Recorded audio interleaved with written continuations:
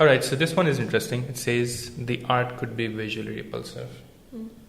And that's interesting. Yeah.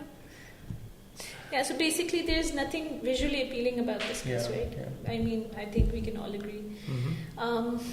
But that's the thing, that just because it's an artwork doesn't mean that it has to be visually appealing, you know, in order to get its message across, you know.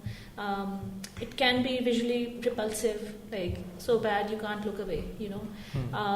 As long as the story that the artist, you know, is trying to tell is interesting enough, that means that the viewer still, you know, spends time on it. Yeah. What is the story behind this one? I'm intrigued. Okay, it's called 1,000 Years, and it's by Damien Hirst. 1,000 Years takes the shape of a rectangular glass vitrine, bisected at the midway point with a glass sheet that has been pierced with a few round holes. In one half of the vitrine is a severed cow's head, with an insect electrocuting light suspended above it, while the other half contains a large white die with one dot in every face, meaning you can't win.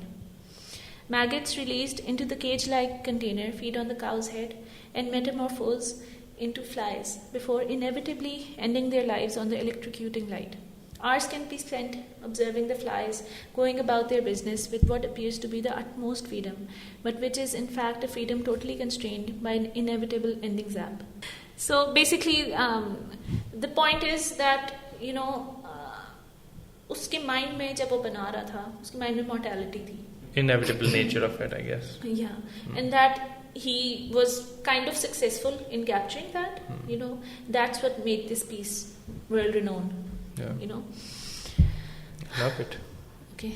At first sight, I was not sure, but like as you explained it, it's I think it's beautiful, honestly. Yeah.